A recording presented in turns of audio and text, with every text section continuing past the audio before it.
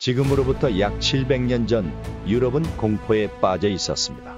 거리에는 시신이 나뒹굴고 사람들은 이유도 모른 채 쓰러졌죠. 모두가 두려워했던 그 이름, 바로 흑사병이었습니다. 흑사병이 처음 시작된 곳은 아시아였습니다. 중앙아시아의 평원과 상인들이 오가는 실크로드를 따라 보이지 않는 살인자는 점점 유럽으로 다가오고 있었습니다. 당시 사람들은 그저 질병이 일상적인 것이라 생각했지만 그들의 예상을 뛰어넘는 대재앙이 다가오고 있었습니다.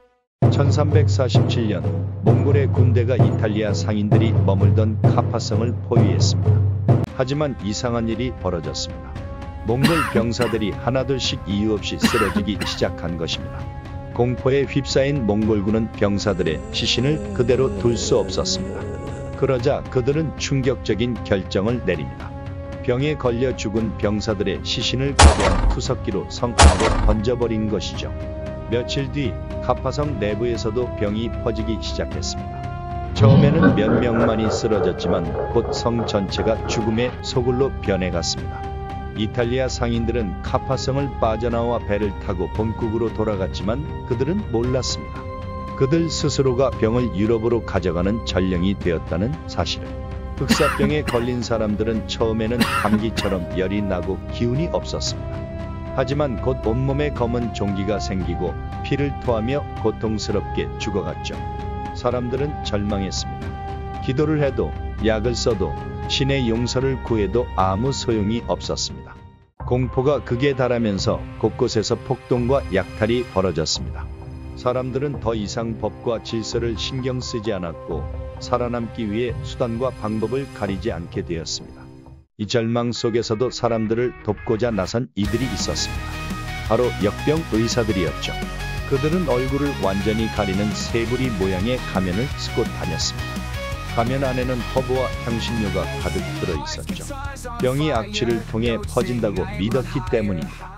당시 의사들은 병을 피와 함께 배출해야 한다고 믿었습니다. 그래서 환자의 몸에서 피를 뽑아내는 사혈 치료를 시행했지만 오히려 환자의 면역력을 약화시켜 더욱 위험한 상황을 만들었습니다. 일부 지역에서는 환자를 채찍질하면 병이 사라진다고 믿었습니다. 하지만 이런 방식은 오히려 환자의 몸을 더욱 악화시키는 결과를 낳았죠. 또한 병을 두꺼비가 빨아들일 수 있다고 믿고 환자의 몸 위에 두꺼비를 올려놓고 지켜보는 방식도 있었습니다. 그러나 당연히 아무 효과도 없었습니다. 비록 엉터리 치료법이 많았지만 역병 의사들은 현대 의학의 중요한 유산을 남겼습니다. 감염과 보호복은 오늘날 방역복의 개념으로 발전했고 감염 지역 격리와 소독 개념도 이후 현대 방역의 기초가 되었습니다. 그들이 사용했던 소독 방식은 현대 의학에서도 전염병을 막기 위한 중요한 기법이 되었으며 격리와 방역의 중요성을 깨닫는 계기가 되었습니다. 700년이 지난 지금도 인류는 새로운 질병과 싸우고 있습니다. 과연 우리는 과거의 실수를 반복하지 않을까요? 역사는 우리에게 묻고 있습니다. 지금까지 풍문으로 들었어였습니다. 오늘 이야기가 재미있거나 흥미로우셨다면 좋아요, 구독 부탁드립니다.